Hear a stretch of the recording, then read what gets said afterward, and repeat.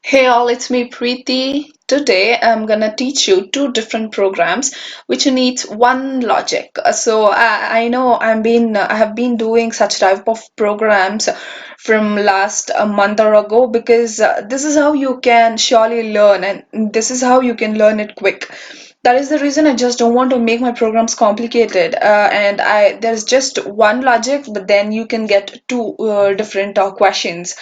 That is, I have made several videos of how to print the elements of an array in ascending order and descending order. They both had a just simple logic, one logic with just one sign difference.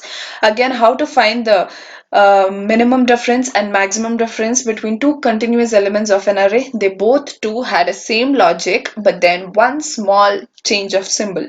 So to know that, please do watch my previous videos, and these two programs are also of the same concept. I have already made a video regarding how to find the biggest sum or the maximum sum between two continuous elements of an array, right? And I hope you've already watched that, which and it is exactly same of that, but just one simple change. And I know what you would have already guessed. What is the change? It is just change of a symbol from greater than to lesser than, or lesser than to greater than. If you're changing from greater than to lesser than, then you're finding a maximum element. If you're changing from lesser than to greater than, then you're finding a minimum element, right? So that is the main logic. You have to store it in your brain every time when they ask for find the minimum sum, find the maximum sum, right? So I hope you people have already saw the logic on the screen. So let me quickly get started. I thought I'll implement a logic once again and I'll let you know what has to be done, right? Yes. So just take off this everything so that I'll get started. So now I'm going to teach you how to find the minimum sum between two continuous elements of an array. So I'll just give my variable name of, okay, for me doing this, I'll iterate a loop or int minimum min value, okay, is equals to, I'm storing array first index position value plus array second index position, I mean 0 and first index position value. I've done the same in my previous question as well. That is how to find the biggest sum between two continuous elements of an array. And this also follows the same logic. Everything is same, but the minor difference, please do watch. So int I is equals to 0, I less than a dot length.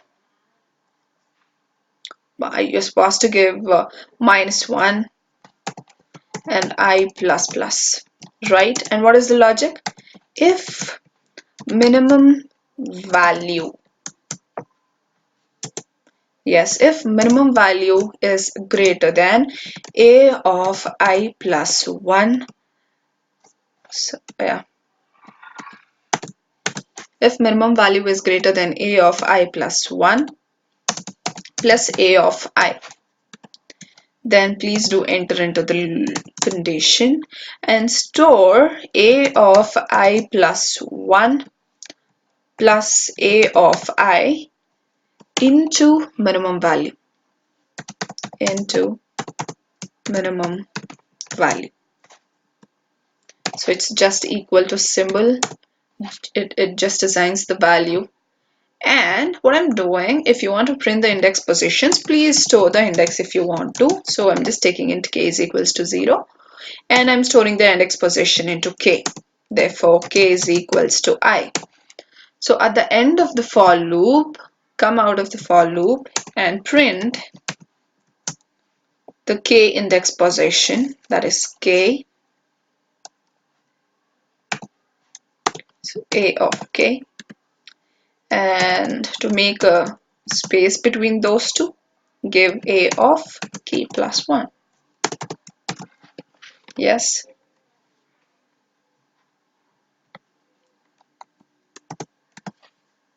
save it and run it, right? So I hope you can see it is 1 and 2. So this is the minimum sum which you can find between two continuous elements of a given array. And I know it was so simpler. So I want to show you how to find the maximum, how I did that. In the big sum, it was lesser than symbol. But in the minimum sum, it is a greater than symbol. Everything, each and every line is same except this symbol. So when they ask you to find such type of programs, what you need to remember is if it's greater than symbol, then you're always going to find the minimum element. When it is lesser than symbol, you are always going to find the big sum. So less is equals to big sum, more is equals to smaller sum, right? So this is just a trick to keep that logic in your mind.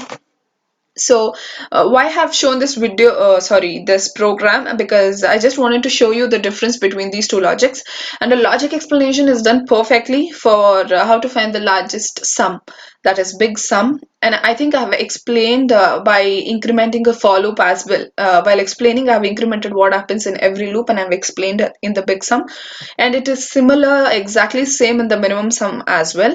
So if you want to understand that how did I do that for loop incrementation and how did I explain, please just go back and watch that video so that you'll understand properly. And when you understand that properly, it's just change of symbol. If it's just lesser than symbol, just make it a greater than symbol, so you'll find the minimum sum, right?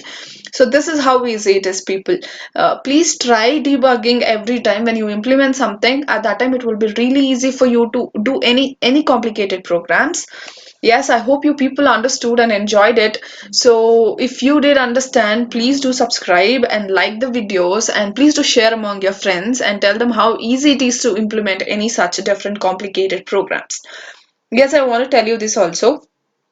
Some of the people have already asked me that please do make videos regarding recursions and probability as well, and they've asked me to do like programs based on strings. Yes, I'm gonna tell you that I'll be covering all of those topics because I know they are important.